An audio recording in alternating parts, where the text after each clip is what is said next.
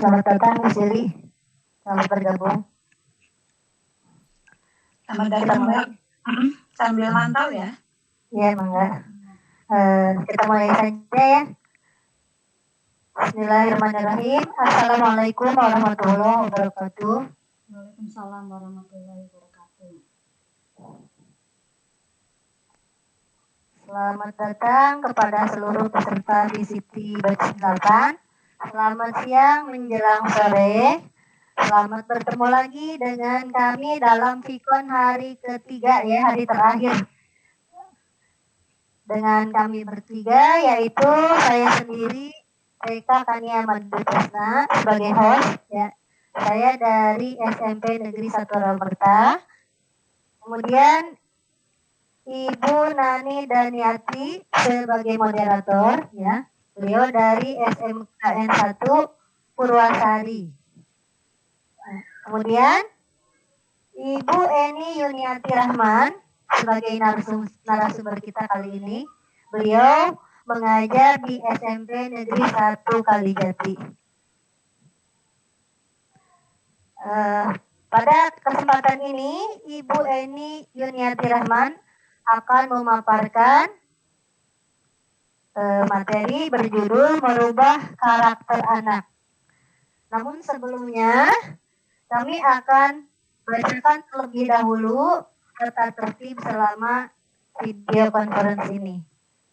Yang pertama, peserta dimohon untuk tidak mengaktifkan mikrofon ketika narasumber memberikan paparan. Yang kedua, peserta diperkenankan untuk bertanya di kolom chat box atau bisa juga langsung bertanya nanti setelah diberikan kesempatan dengan cara menyalakan mikrofon atau di-unmute mikrofonnya. Yang ketiga, peserta wajib mengisi daftar hadir menjelang akhir webinar. Nanti akan dibagikan juga di kolom chat ya, di chat box. Yang terakhir, pertanyaan maksimal dari 3 orang karena ini mengingat waktunya yang terbatas. Setelah sesi ini nanti kami insya Allah akan tukar peran lagi dan muncul juga di jam 4 sampai jam 5 sore. Ya, demikian mengenai tata tertib dan juga pembukaannya ya. Sekarang kami persilahkan kepada Ibu moderator yaitu Ibu Nani Daniati untuk menyampaikan mengenai narasi tentang Vikon ini. Silakan Ibu Nani. Baik, terima kasih Ibu Reka atas waktunya. Assalamualaikum warahmatullahi wabarakatuh. Salam sejahtera bagi kita semua. Selamat siang menuju sore ya, Bapak Ibu dan anak-anak peserta di Batch 8 yang berbahagia. Semoga kita semua dalam keadaan sehat walafiat. Baik, pada kesempatan kali ini, tema pertemuan kita kali ini yaitu tentang membangun karakter pada anak. Nah, tema tersebut akan disajikan oleh Ibu Eni Yuniati. Beliau adalah guru bahasa Inggris yang sudah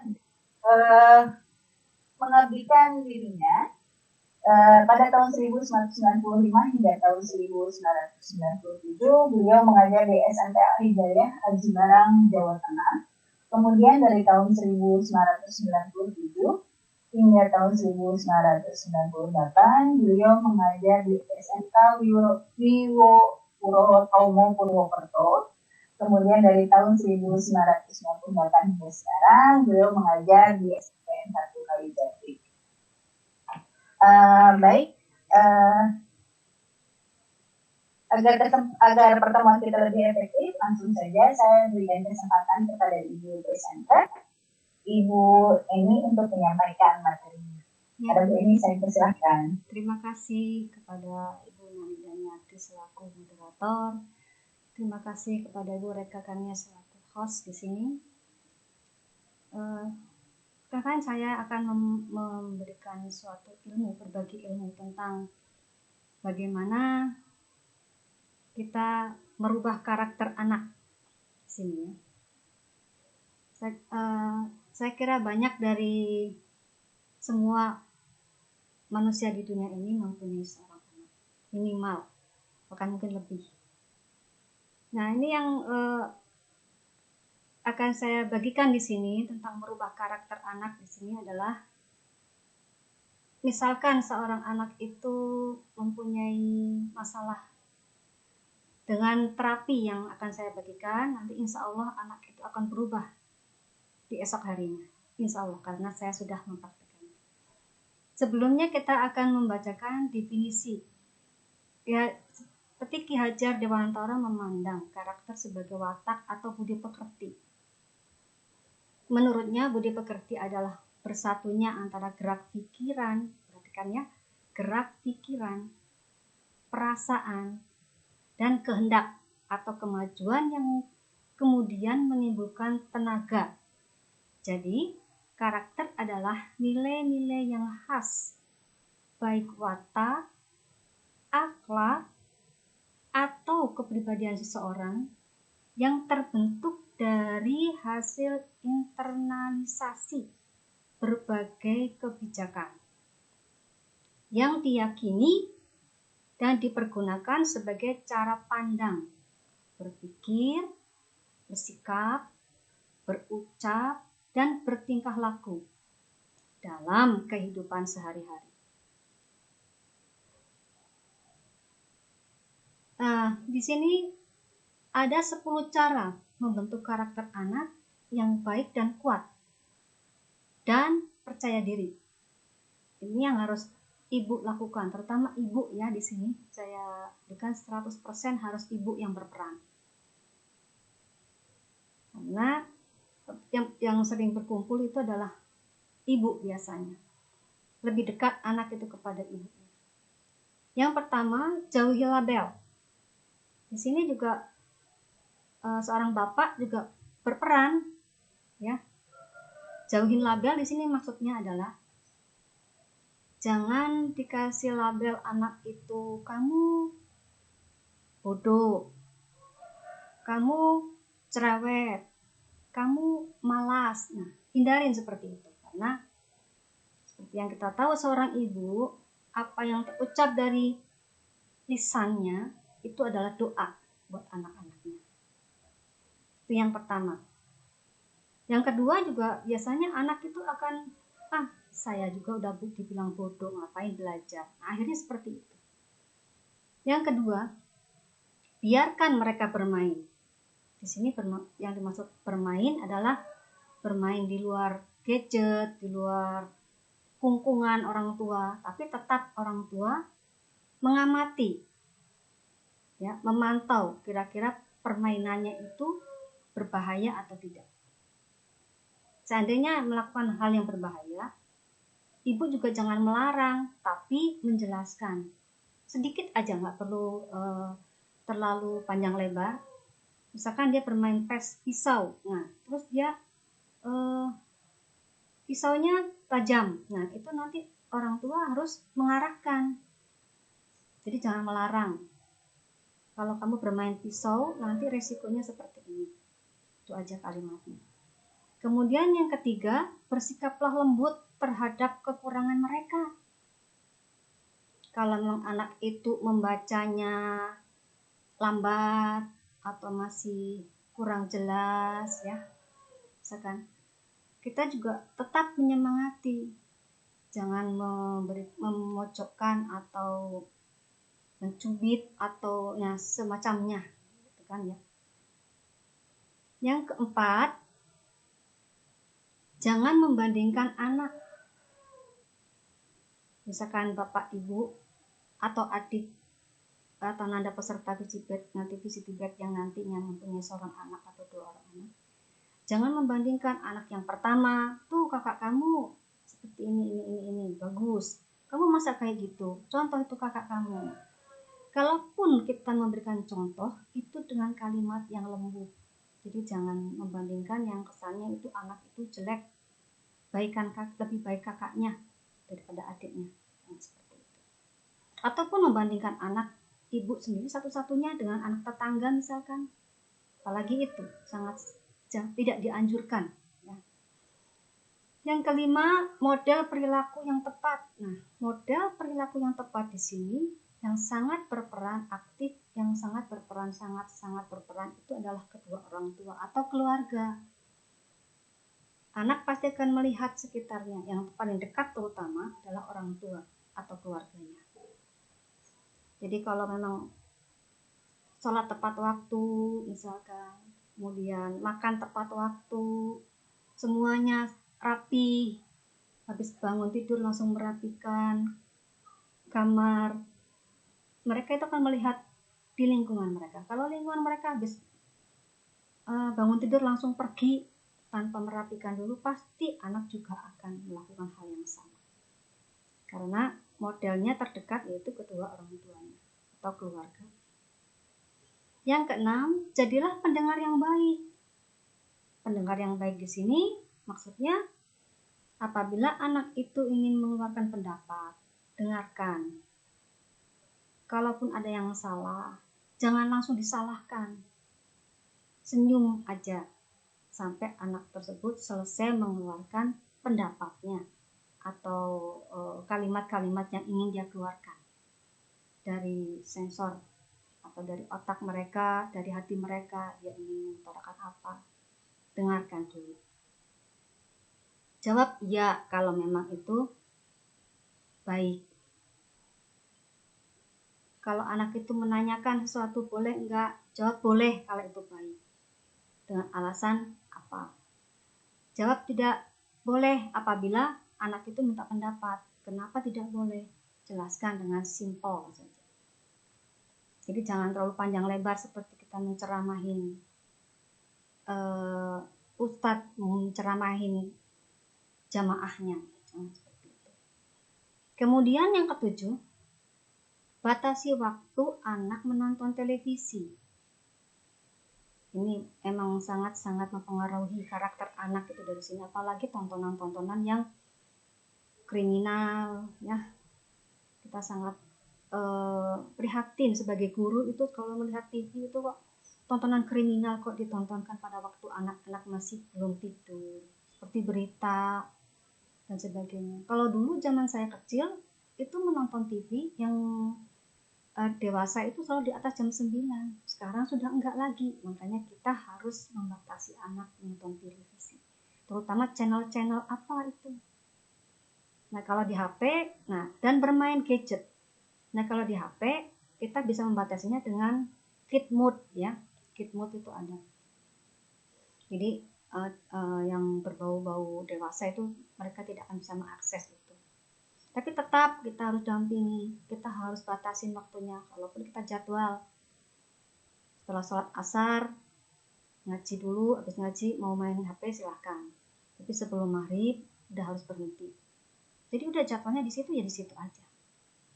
Kalau memang untuk bermain ya, tapi untuk belajar kan kita udah tahu sendiri saat daring seperti ini kita jam 7 sampai jam 11 harus pegang HP mau nggak mau, karena daring ini banyak menggunakan aplikasi yang ada di Google atau yang ada di Play Store ya. Tuh. Kedelapan, memberikan kejelasan tanggung jawab pada anak. Kejelasan tanggung jawab di sini apa?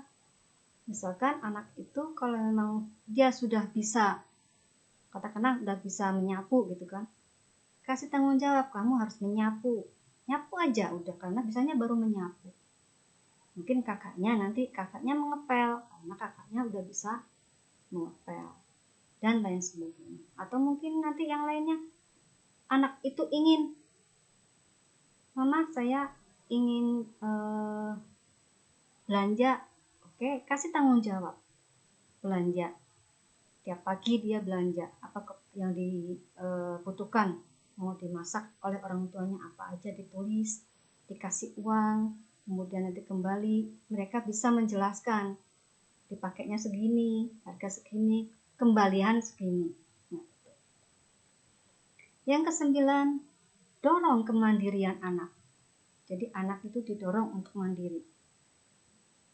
Mandiri di sini, apa yang sedang mereka hadapi, kira-kira mereka bisa mengatasi enggak itu masalah yang sedang dihadapi. Tapi jangan mendorongnya, makanya kamu mah jangan begini, kamu jangan begitu. Nah, tetap kata-kata jangan.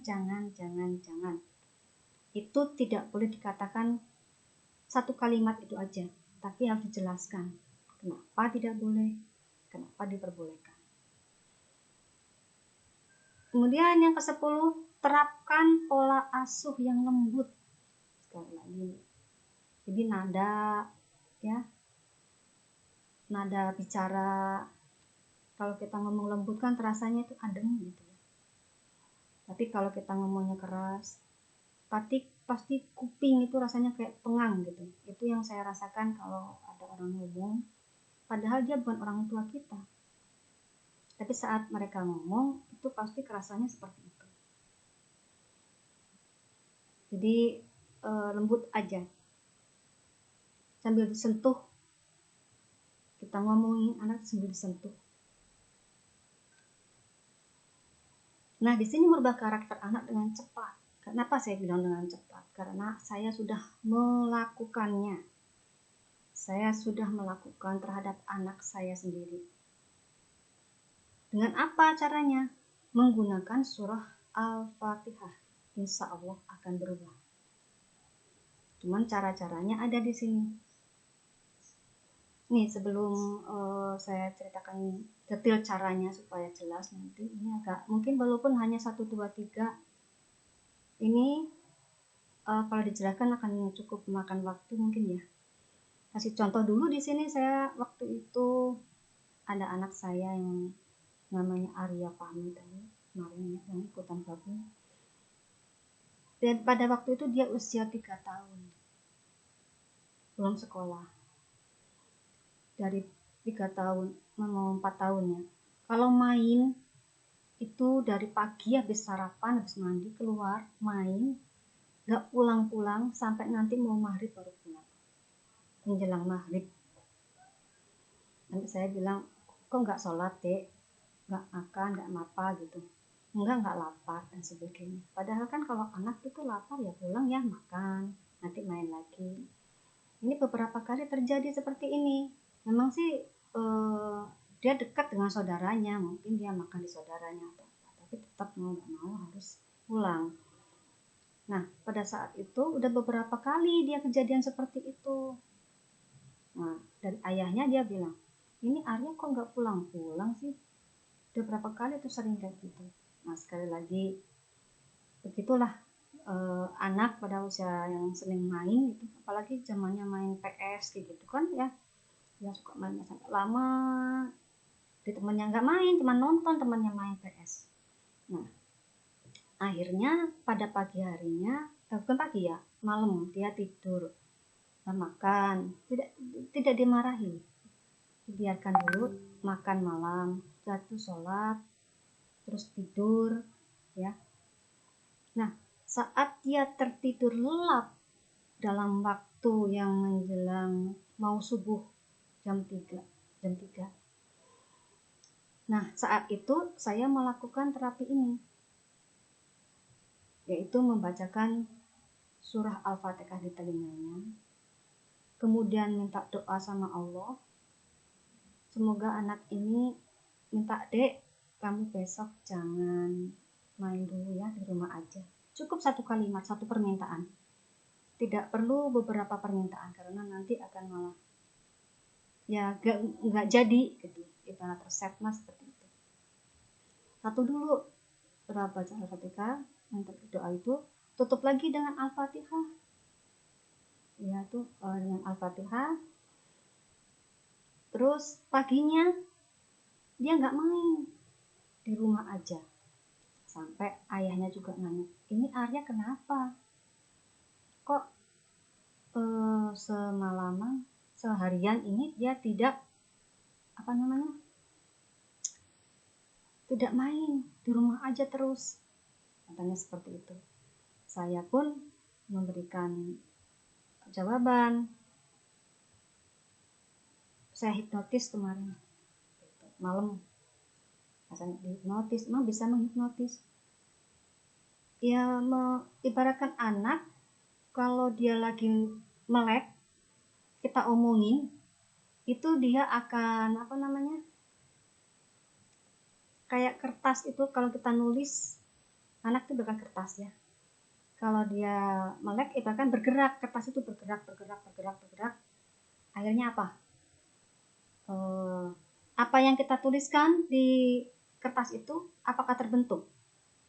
Misalkan kita nulis A, tapi kertasnya itu bergerak terus. Kita nulis A aja, akan muncul nggak A itu? Tidak kan? Tidak akan muncul A itu. Jadi di sini saya memberikan ajaran bahwasanya, bukan ajaran ya, cara, gimana sih caranya? Nah, saat anak itu terlelap, sekitar sebelum subuh, kita posisi ada di depan telinga kanan anak. Usahakan kita udah sholat 2 rakaat. Kita di posisi ada di depan telinga kanan anak. Nih ya, bisa diikutin mungkin yang mau belajar. Tarik nafas, ya. Kemudian tahan, jangan dikeluarkan, tahan di perut. Nah, ngatain itu dulu. Kemudian lantunkan surah Al-Fatihah di dekat telinga kanannya itu, pelan. Jadi mulai a'udzubillahi minasyaitonirrajim, bismillahirrahmanirrahim sampai amin. Ya. Kemudian doa kita apa? Satu aja, jangan banyak-banyak. Arya, besok tidak usah main dulu ya, di rumah aja sama bunda. Ini dalam kondisi masih napas ditahan di perut ya. Terus baca lagi a'udzubillahi minasyaitonirrajim, Al-Fatihah sampai amin. Nah, dalam kondisi perut ditahan napasnya itu tadi, kemudian setelah selesai, hembuskan nafas itu di mulut pelan-pelan. Tapi masukkan ke telinga anak, tapi jangan sampai keras ya hembusannya, cukup ringan saja. Nah, lakukan itu rutin, lebih bagus. Nah, jadi sebenarnya anak itu seperti kertas putih, tergantung kita orang tua mau ngisi apa anak tersebut. Kita mau tulis A di kertas itu, maka anak terbentuklah A. Kalau ditulis dengan B, maka terbentuk B. Tapi saat kita menuliskannya, anak itu lagi main atau apa, itu tidak akan terjadi. Tapi saat anak itu tidur terlelap, itu ibaratkan kertasnya itu, bukunya yang akan kita tulis itu dalam kondisi yang diam. Dia tidak bergerak-gerak, jadi kita akan nulis A, B, C atau yang lainnya, itu akan sangat-sangat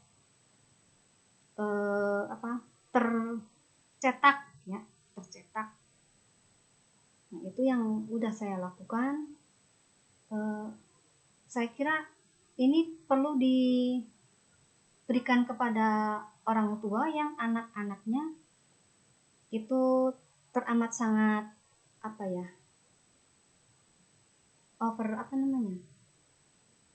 yang terlalu bersikap sangat-sangat aktif ya. Sangat aktif, sehingga orang tua itu perlu jangan sampai ditarik, jangan ini, jangan itu biasanya karena kita ngomongnya sambil dia gerak, sambil dia lagi main, akhirnya orang tuanya kesannya malah cerewet ya. Akhirnya omongan yang kita masukkan ke anak itu tidak akan masuk, malah kesannya orang lain itu kok gitu-gitu banget ya sama anaknya, padahal kitanya yang salah menulisnya. Itu jangan saat anak berlaku saat melek gitulah ya. Biasanya kan orang tua kalau mau tidur anaknya didongengin, itu kan anak kan dalam posisi dia menyimak apa yang orang tua sampaikan, walaupun sekedar menceritakan maling kundang atau menceritakan kancil mencuri timun. Akhirnya anak kan ingat, oh kancil yang kayak gitu, apa yang dicuri kancil, pasti dia bangun tidur akan ingat timun. Karena ngomong pas kita bicara tuh anak di sebelah kita tenang, diam dan tidak lagi bermain. Karena mau anak kalau lagi main itu otak atau motoriknya itu semua fokus ke yang apa di depan dia. Lakukan dengan secara rutin. Next, Ibu Reka. Ya. Nah, merubah karakter anak dengan cepat. Di sini yang ke-6. Next, Bu Reka. Yang nomor 6. Iya. Nah, di sini yang terpenting saat kita akan melakukannya itu yaitu baca bismillah sebelumnya. Dalam keadaan berwudu lebih bagus lagi. Nah, kemudian doa yang dipanjatkan, apa yang kita inginkan terhadap anak tersebut cukup satu macam. Jangan banyak-banyak, karena nanti ya gimana ya kalau kita meminta anak satu belum selesai tambahin lagi satu belum selesai tambah satu, jadinya anak gimana, terbebani. Terbebani. Akhirnya malah nggak jadi semuanya. Supaya nampak perubahannya, jadi kita memintanya satu aja dulu. Apa yang terpenting? Kalau ibu punya list, silakan ditulis dulu yang terpenting itu apa. Yang pertama misalkan sholat tepat waktu misalkan. Belum terbentuk besoknya, diulang lagi besoknya sholat tepat waktu deh. Terus diulang terus sholat tepat waktu ya. Terus sampai terbentuk baru ganti yang lain. Misalkan apa? Jangan bohong ya, yang jujur, jadi jujur ya. Terus sampai dia itu terbentuk baru pindah ke permintaan kita yang berikutnya.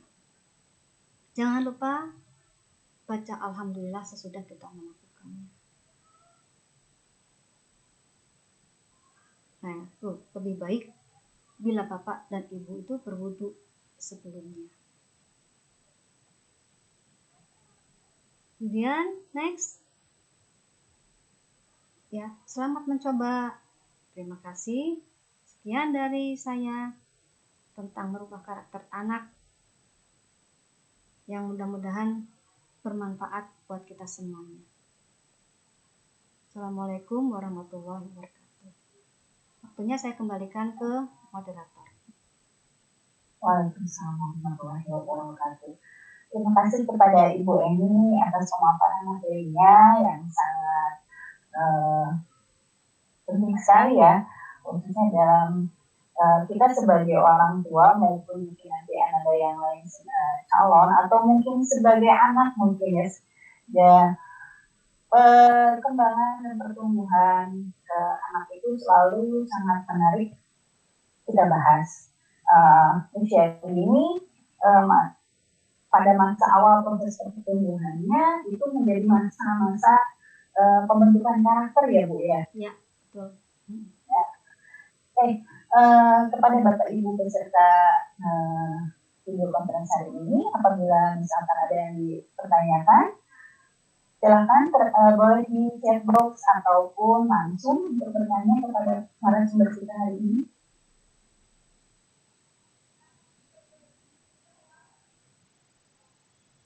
Bagaimana? Bu Eni, sedikit mungkin ingin saya bertanya ya. Iya. Treatment yang tadi dilakukan sebenarnya itu sebelum kita merubah karakter anak sendiri, kita sendiri yang harus mengalami perubahan tersebut, yang mau belajar untuk berubah ya Bu ya. Iya, betul sekali. Tadi kan model itu ya, ada model tadi kan. Iya. Jadi bersikap lembut yang biasanya tegas dan segala macam biasanya cuma ngomel. Iya. Yang bisa jangan mungkin kita harus membiasakan aja untuk merubah kalimat itu dengan kalimat yang lain. Iya. Bisa diberikan contoh Bu kalimat misalkan bisa untuk karakter anak sendiri. Kalimat untuk merubah karakter anak sendiri. Ya, misalkan tadi kan karena jangan Iya. Lebih baik mengurangi kata jangan itu ya. Misalkan dengan kalimat seperti apa Bu misalkan? Ya kan misalkan tadi itu anak lagi jalan di pinggir got yang mau jatuh kan ya. Nah kita bisa kan jangan di situ kan gitu. Dek kesini biar kamu nanti jadi sehat sini. Gitu kan. Jadi kalimatnya jangan di situ, jangan itu, jangan. Nanti malah anak teh malah benar-benar jatuh karena orang tua itu kadang-kadang kan dia jangan di situ nanti jatuh. Tuh apa ibu bilang jatuh kan? Nah, akhirnya kan kayak gitu kan. Kaget gitu ya. Ya, jadi mendingan kita dek sini ini ada permen nih gitu kan. Sini gitu kan. Nah, jadi jangan bilang jangan. Masalah dusta juga demikian, kebohongan ya kalau kita mau ke anak ngajarin nggak bohong misalkan tadi ada ayahnya masuk rumah saat anak itu lagi main apa ya kayak sembunyi lah petak umpet gitu ya, petak umpet duaan sama ayahnya. Terus saat saya berdiri di depan pintu, ayahnya itu masuk dalam rumah, ya kan? Saya ngelihat itu. Nah, pas udah ayahnya masuk rumah, saya geser ke sebelah sana taman apa pohon jambu atau apa. Pasti kan ayah nanya, udah selesai? Bu, bunda lihat ayah nggak? Selama bunda ada di sini di dekat pohon jambu ini, ibu nggak lihat ayah, kan?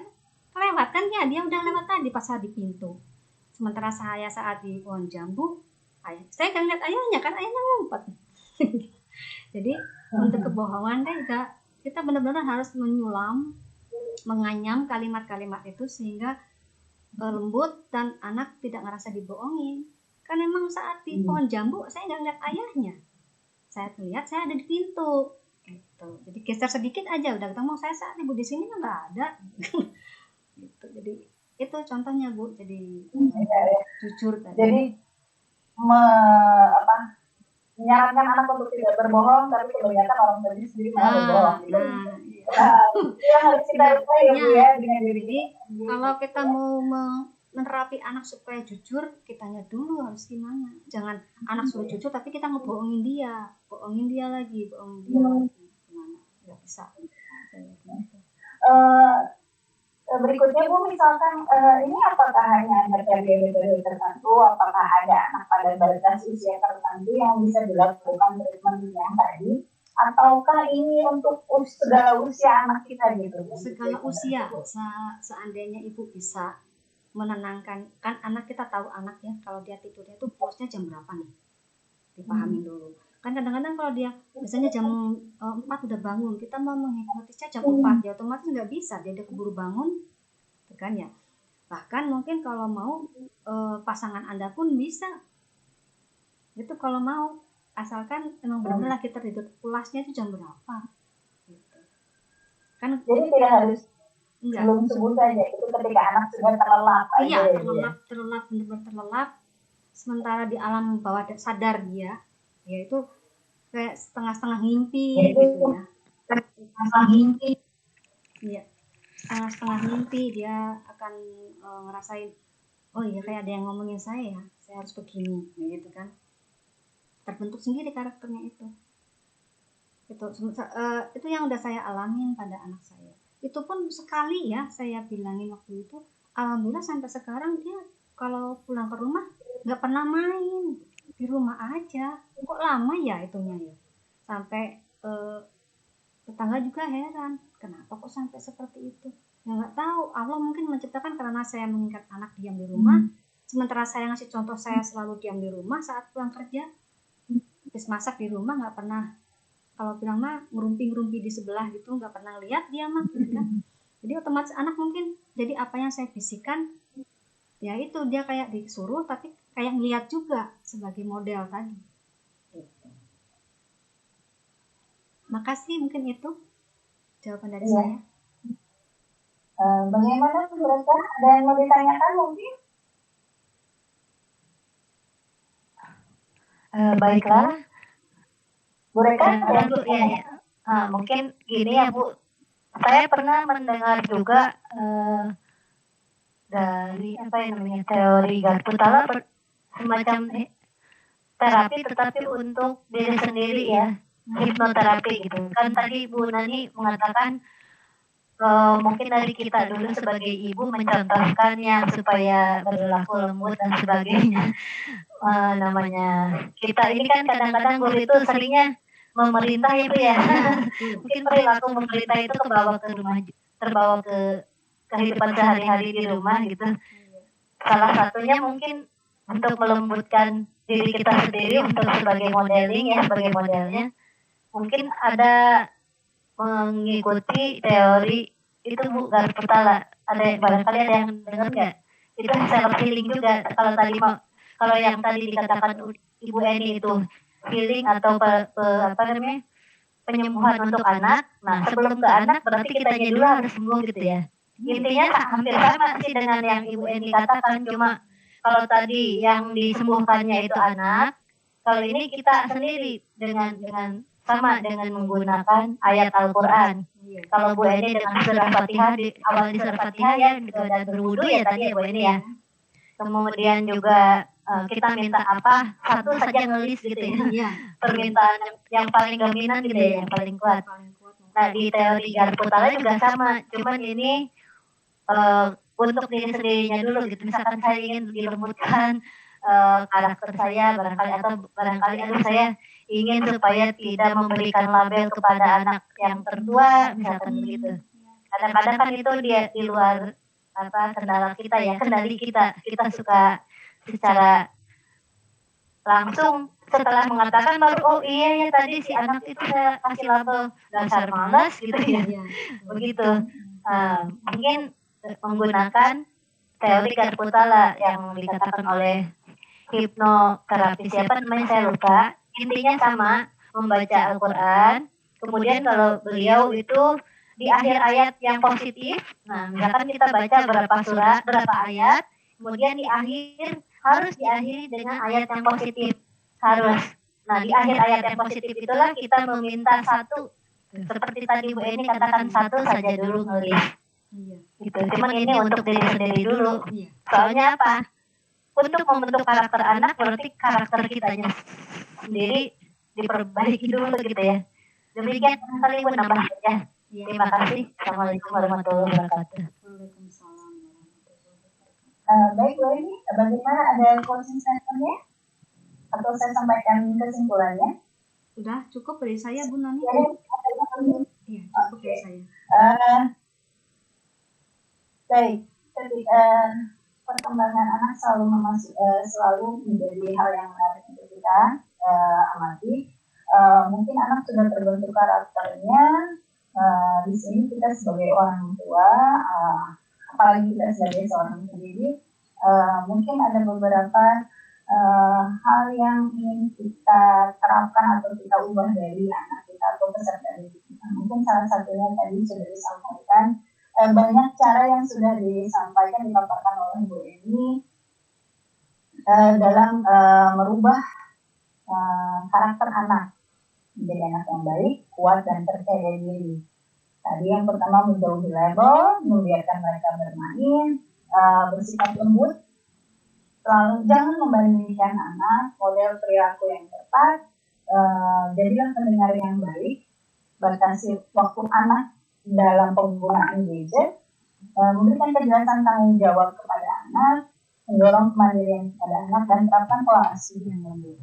Ya, sebelum kita menerapkan hal tersebut merubah karakter anak kita, mungkin tadi sudah disampaikan oleh mereka, kita tanamkan dulu dalam diri sendiri bagaimana cara merubah diri kita agar menjadi contoh. Tidak hanya memberikan perintah, tapi kan memberi contoh yang terbaik kepada anak. Mungkin seperti itu ya. Terima kasih kepada Ibu Heniati sebagai presenter hari ini. Ya. Saya Nani Daniati sebagai moderator. Saya kembalikan kepada Ibu Reka. Mangga Bu Reka. Punten absensinya Bu Reka.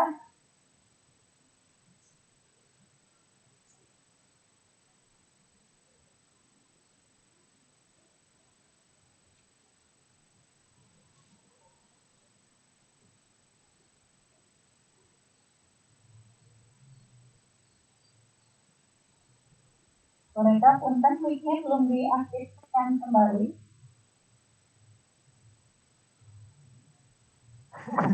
Punten ya. Ya. Tidak terasa bahwa saat ini kita sudah di penghujung acara. Saya sebagai host atau pembawa acara ingin mengucapkan terima kasih yang sebanyak-banyaknya kepada Ibu Eni Yuniati sebagai pemateri ya. Materinya sangat menarik karena ini berkaitan dengan perubahan watak atau sikap karakter anak ya, dan ini kita sebagai para pendidik tentu saja merupakan ujung tombak untuk merubah generasi selanjutnya ya, karena di tangan kita lah para generasi mendatang itu ada dan sangat berperan kita sebagai ujung tombak pendidikan dan perubahan karakter anak-anak. Kemudian barangkali ada dari Ibu instruktur ya, Miss Yuli, barangkali ingin memberikan sepatah kata, dipersilakan.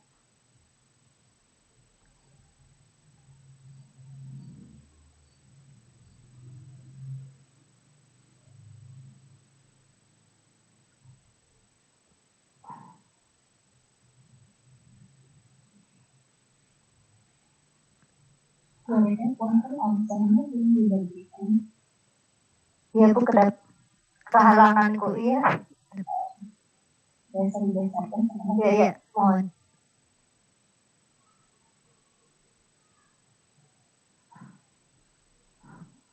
Miss Yuli kayaknya mungkin cukup Bu ya.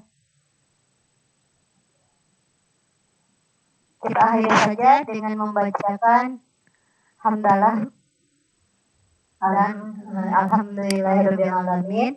Billahi taufiq wal hidayah. Wassalamualaikum warahmatullahi wabarakatuh. Waalaikumsalam warahmatullahi wabarakatuh. Bu Reka. Bu Reka. Bu Reka. Yang mananya absennya? Kok absennya mana sih, lupa saya. Ibu Reka. Iya. Nanti itu yang bagian siapa yang kedua? Yang bagi share. Yang tadi di share di itu aja nggak apa-apa pun di grup 2A absensinya. Iya. Oh yang tadi yang absen. Kalau misalkan di sini kan Miss Yuli udah nggak ada ya. Oh iya. Belum Miss Yuli. Iya. Maaf Bapak Ibu yang belum mengisi absensi yang ini gitu.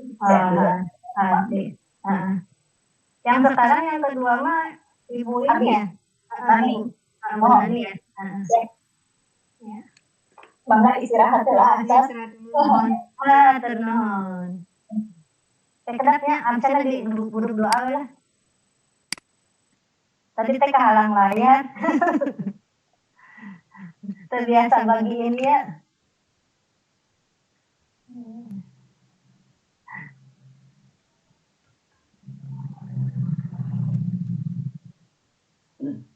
Mana sih?